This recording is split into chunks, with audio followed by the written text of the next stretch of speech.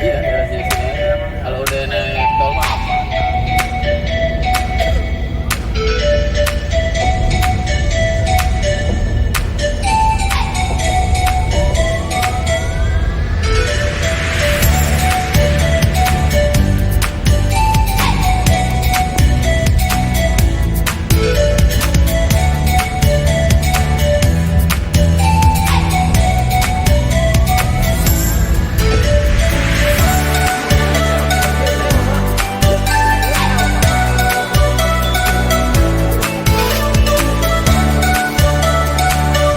Tuh, sama Nio.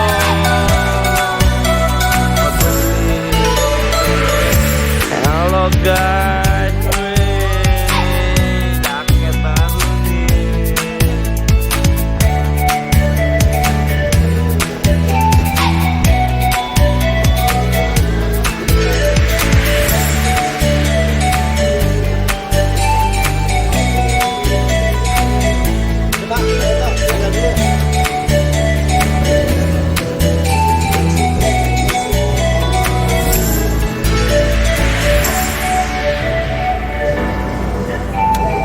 Habis berolahraga langsung itu yang bikin terkenal sekitaran kawasan ini ya.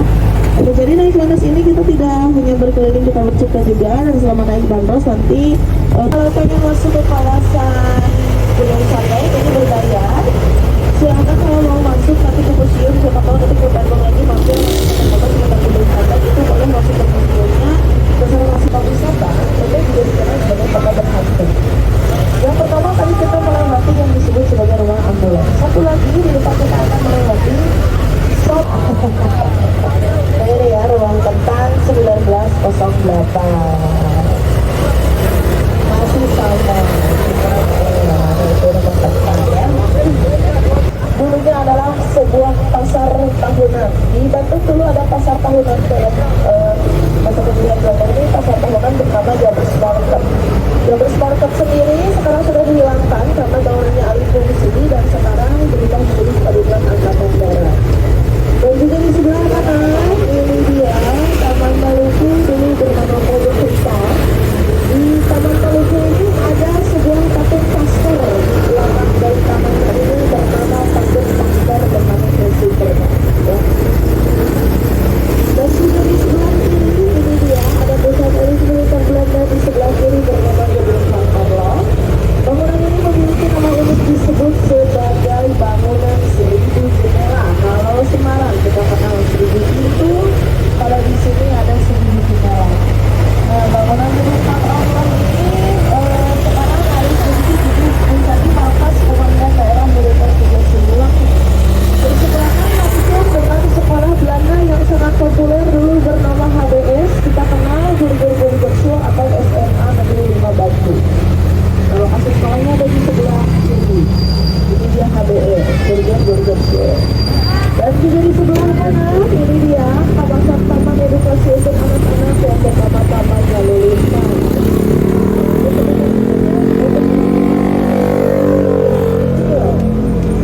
Di sini anak-anak diajarkan bagaimana cara mengendarai kendaraan sejak kecil. Itu ya. Dari sekitar kawasan Jalan Sumatera juga dulu selain berdiri kawasan elit militer, di sini juga berdiri sekolah-sekolah. Sekolah dulu didirikan di sekitar elit militer supaya anak-anak merasa aman ketika melakukan aktivitas. Ada sekolah Belanda yang bertahan sampai sekarang di sebelah kiri. Dulu bangunan ini disebut sebagai ILS European School. Bangunan yang ada di sebelah kiri berdiri dari tahun 1913. Jadi udah lebih ya, udah lebih dari 100 tahun bangunan ini. Tapi sekarang yang paling terkenal SMP Lima karena yang selalu di sini kebanyakan dari artis Indonesia. Salah satunya Udara Adisti, Bapak Ridwan Kamil, Raffi Ahmad, kemarin saya juga Raisa di sini.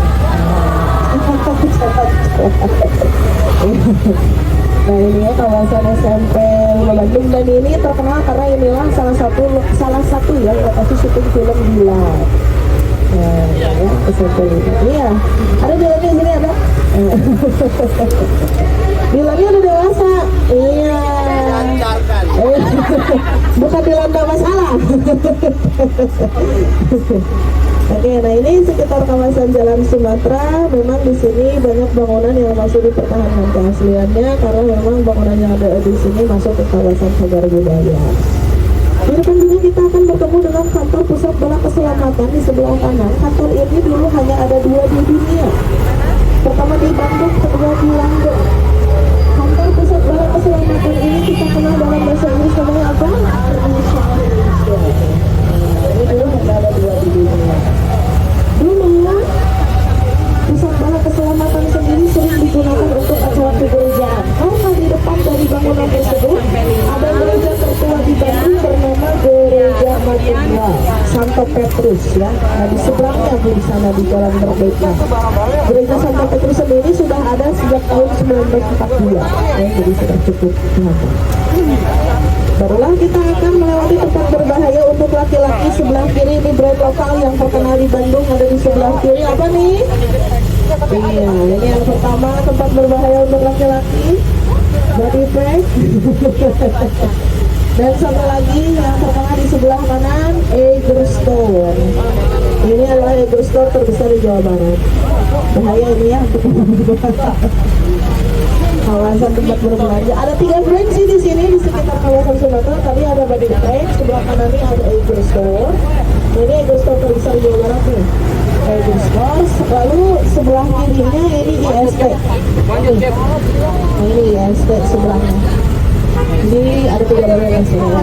Kalian ingat aja lah.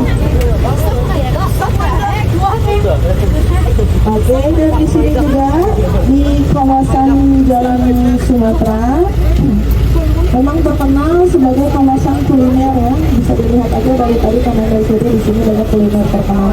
Ini Chinese food viral nih di Bandung, Yamcha sebelah kanan. Ya,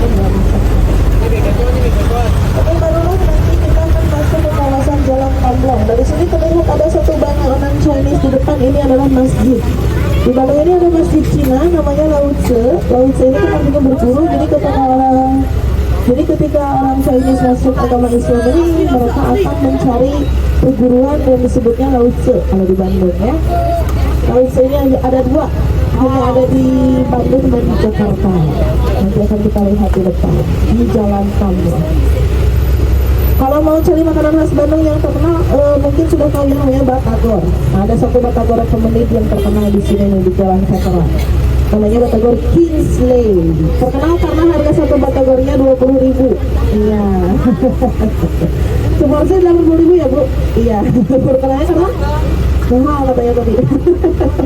Tapi kok kalian ini coba batagor Kingsley ya, ada di sebelah kiri.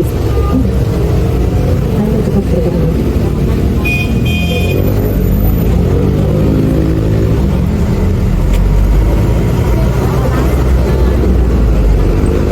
Barulah kita sekarang masuk di kawasan Jalan Kamblong. Nah ini dia masjid Lao Tse yang tadi saya sebutkan ada di sebelah kanan. Ya, Lao Tse hanya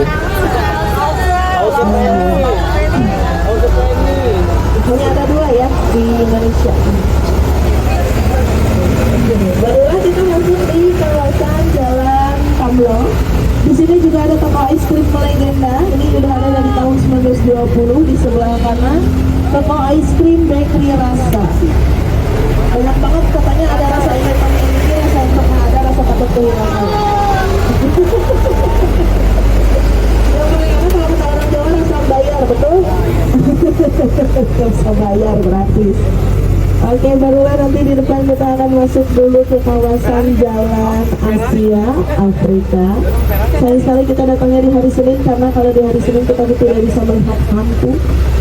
Hantu di Bandung tidak bermunculan di malam Jumat, tapi di malam Sabtu dan Minggu.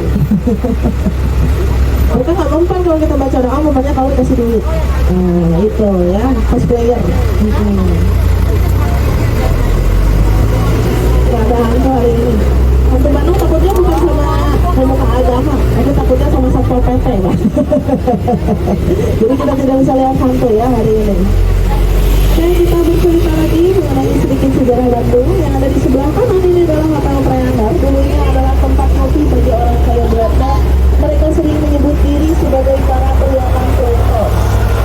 Sebab mereka tidak bisa menyebut kata Priangan, mereka sering menyebut diri dengan kata Preanger dan akhirnya setelah menjadi hotel pun namanya jadi Hotel Preanger. Di kawasan Jalan Asia Afrika kita juga akan menemui yang namanya titik nol Bandung.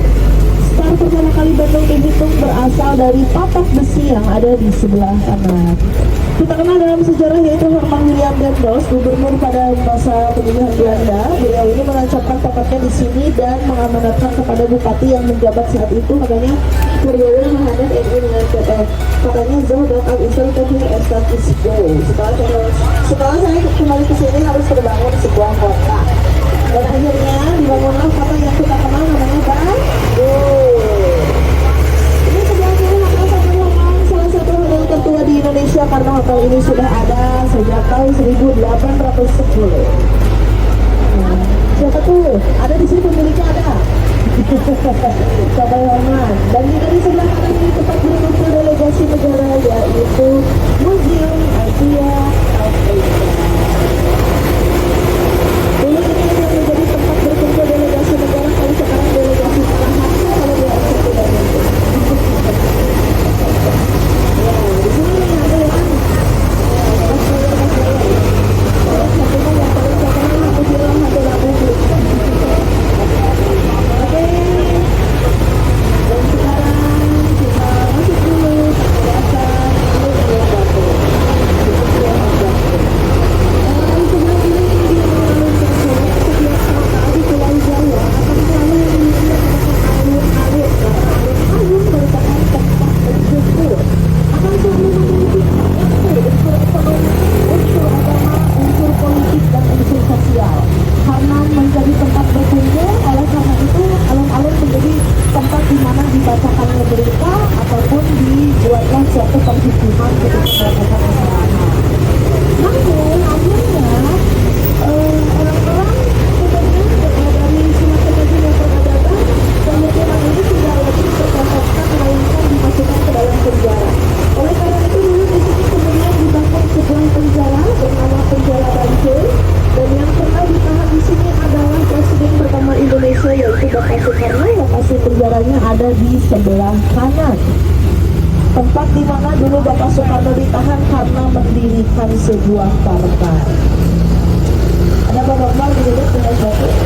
Nah, itu dia Bapak Soekarno. Ini Pepin. Dulu beliau didapatkan sedang melakukan Mau nunjukin mana nih orang? setelah dipenjarakan di kawasan Banjir. Sebelum jalannya menjadi Jalan Banjir, kawasan jalan yang kita lewati ini disebut sebagai Jalan ABC. Nah, di sana di depan di Jalan ABC ada salah satu pabrik kopi yang cukup terkenal di Bandung, namanya pabrik kopi Loh, Arema Pak, bukan ABC. ABC kopi saset. Pabrik kopi yang terkenal di Bandung ini sudah ada sejak tahun 1939, namanya Aroma Coffee, salah satu kopi khas yang berasal dari Bandung. Kalau Bogor punya kopi khasnya namanya Liong, kalau Bandung Aroma. Apa? Kopi apa? Kopi Purnama? Iya, Purnama yang ada di belakang ABC. Ada itu juga. Baru nanti di depan kita akan masuk ke jalan yang terkenal banget di Bandung, bahkan di Indonesia. Orang Indonesia menyebutnya jalan estetik. Jalan apa nih? Tahu nggak? Braga. Udah pernah kesini belum? Pernah ya, masih pernah banget kalau yang sering ke Bandung. Ini yang paling dicari oleh-oleh dari Bandung sebelah kiri tiramisu. Ini penasaran ada di sebelah kiri. Ini.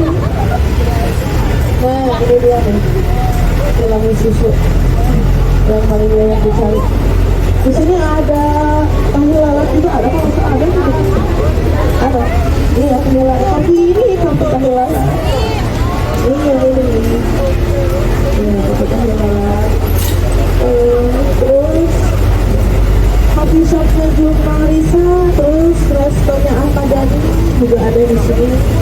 Di seberangan ya, ini Dini Resto 19 dan juga Juma Risa Cafe. Nah, di sini yang paling legend bolu bakar tunggal. Sebelah kiri ya Bu. Iya, ini bolu bakar tunggal yang melegenda. Ini kawasan jalan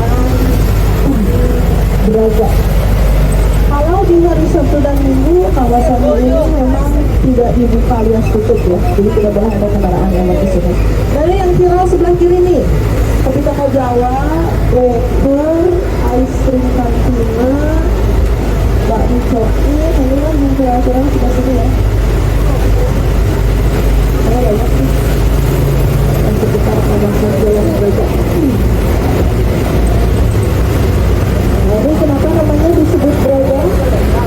Braga artinya nada-nada bergaya terdengar lenggok.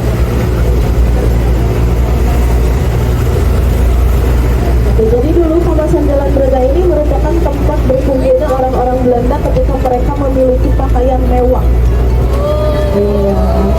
Sin or to be seen, ya. Jadi disebutnya ngabaraga, Jahawen. Ngabaraga memperlihatkan apa yang tidak ada. Nah sekarang kan istilahnya ganti tuh dalam bahasa Sunda, balaga. Nah, ya betul Pak Belatu, balaga, ngabaraga. Gitu, sin or to be seen. Dan juga di sekitar kawasan yang kita lewati ini adalah Jalan Piade.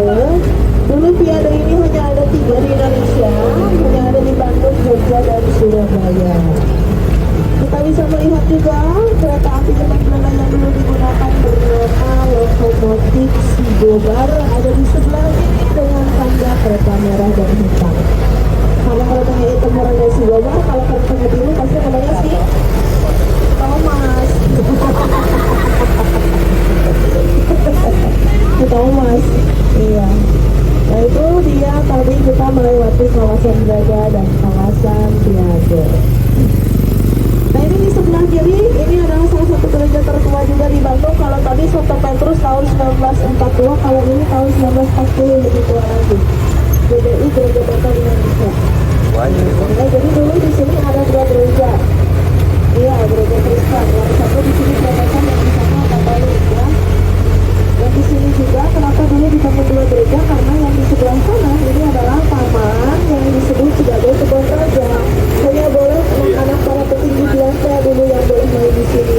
Biasanya kan mereka kebanyakan para juragan-juragan yang berasal dari perkebunan Jawa Barat. Ketika hari Minggu mereka datang ke kawasan tengah kota, ke kawasan Kota Bandung lebih tepatnya. Orang tuanya ini mereka akan datang melaporan tentang bagaimana perkebunannya ini ke istana kepresidenan. Anak-anaknya main di taman. Setelah itu di hari Minggu mereka akan ke gereja dan menabung gitu. Makanya iya, wali kotanya baru ya, kemarin baru dilantik, makanya bakalan buahnya masih banyak. Coba parahannya. Ini tahu Bu, kelihatan dari umur. Coba parahan. Oke, dan juga di sekitar kawasan Jalan Waslu Kencana ini, nah dulu kebanyakan para petinggi Belanda ini rumahnya di sekitaran kawasan yang kita lewati ini, yaitu kawasan Jalan Wastu Kencana. Karena tadi di belakang dari Taman Balai Kota yang disebut Istana Karasidenan. Salah satunya ada rumah pemilik perkebunan yang cukup kaya di Bandung, rumahnya ada di sebelah kanan. Pemiliknya dulu bernama Andres Degil. Kalau sekarang diambil alih pemerintah jadi rumah dinas Pangdam 3 Siloam. Barulah nanti kita akan masuk di kawasan Jalan Riau atau Jalan Pematang. Dan juga kita bisa melihat ada tugu bernama Sister City. Sister City ini adalah lambang persahabatan Kota Bandung dengan kota yang ada di luar Indonesia. Kalau yang kita lewati ini Sister City Brunswick. Jadi kita ini bekerja sama dengan kota yang ada di Jerman, Brunswick. Nah ini Jalan Riau, LM Marta Dinata. Jalan ini terkenal karena disinilah tempat berpulangnya artis tahun 90-an. Siapa namanya? Nika Ardela. Nah, yang senior-senior aja ya. Oh iya. Anak Bandung banget ya Bu. Nah ini di sebelah, nah ini ya di kawasan Jalan Riau ini dulu tempat berpulangnya Nika Ardela, tapi sekarang sih udah berubah. Kawasan Jalan Riau ini seperti tadi saya bilang jadi food and fashion center terkenal ya. Kita akan berbelok masuk ke kawasan Jalan Dago. Kalau belok ke kanan ke BIP, ini berbahaya Pak yang turun sebentar ya. BIP Baru Plaza. Ini mau bekel ya, karena polnya udah ada dari tahun 80-an. Dan juga ini dia kita memasuki kawasan Jalan Dago.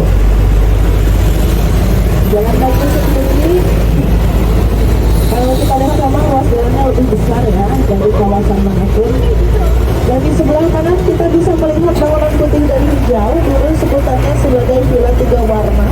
Meskipun bangunannya hanya ada dua, tapi meskipun hanya ada dua warna, tapi sebutannya villa tiga warna karena di atasnya dulu sering dikibarkan bendera Belanda. Bahasa Belandanya Babyklaar. Nah, ini juga di sekitar kawasan Jalan Dago masih banyak pohon-pohon yang dipertahankan dari zaman Belanda karena dulunya seperti sekarang Jalan Dago ini adalah kawasan hutan belantara. Lalu ketika orang-orang akan melewati hutan, mereka takut saling lewat sendirian. Mereka akan saling menunggu. Dalam bahasa Sunda disebutnya padao.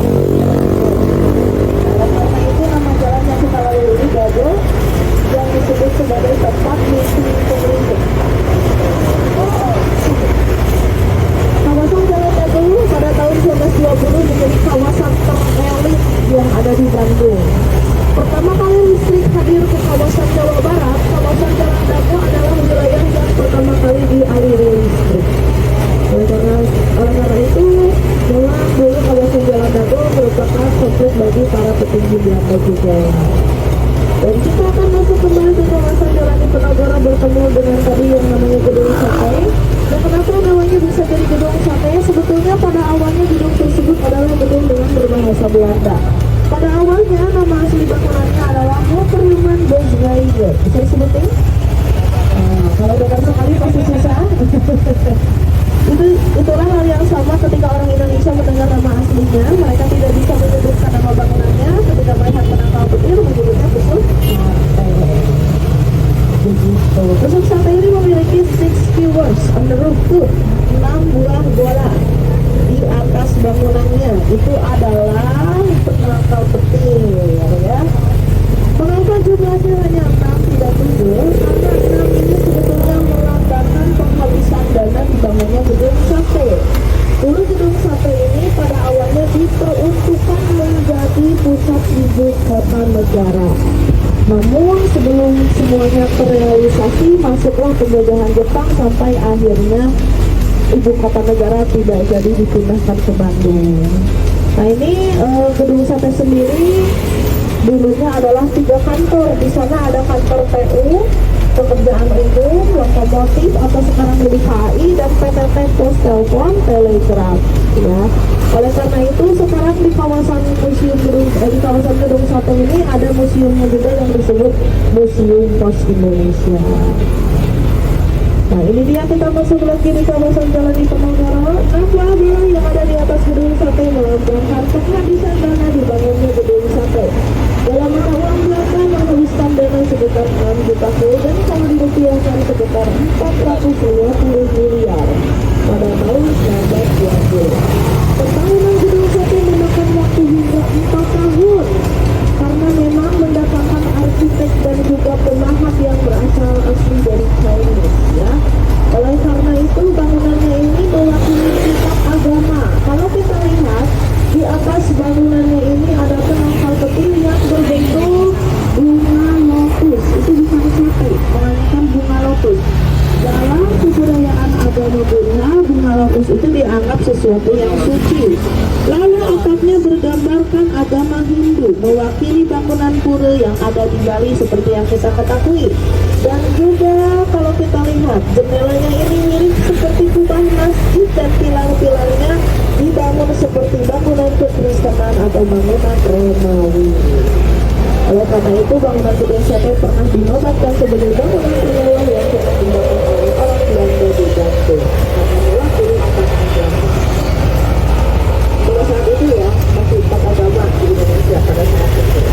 Dan jika kita kembali lagi menuju ke Malaysia, dulunya Malaysia ini merupakan taman bernama Cilaki Plain. Taman Cilaki Plain ini merupakan salah satu taman favorit bagi orang Belanda juga karena memang di sini tamannya cukup menyenangkan. Kemudian sekarang namanya diubah menjadi Taman Lansia, tapi tidak sesuai judul, yang masuk di sini bukan lansia doang ya. Anak-anak juga banyak. Dan ini juga ada museum geologi. Geologi itu museum ini sudah ada sejak tahun 1942. Jadi memang dulu ketika masuk Jepang dibangunlah museum geologi untuk meneliti geologikal yang ada di Indonesia. Oke, dan sebentar lagi kita akan sampai menuju ke tempat pertama kita mau. Jadi sebelah kiri juga ini ada museum yang disebut Indonesia Treasury. Ini adalah gedung pembendaharaan. Dulu gedung pembendaharaan ini disebut sebagai Dewi Warna karena kalau dulu memiliki bangunan berwarna putih dan bentuk berwarna merah, jadi disebutnya Dewi Warna. Kalau sekarang jadi Impres Indonesia Treasury ya, kalau dulu disebut pembendaharaan. Oke, jadi seperti itulah bagaimana sekitar nanti kali ini. Jadi naik bareng dulu kita sudah berkeliling kemudian dan ceritanya tentang Bandung. Kalau gitu sekian ya yang dapat saya sampaikan. Nanti silahkan dicek lagi barang bawaannya sebelum turun.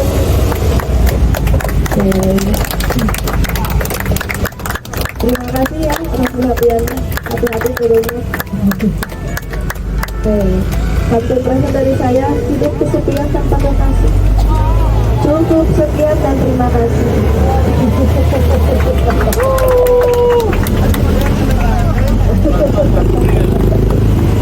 Ya, kantornya beda ya, bukan yang beri-berikan oleh ya.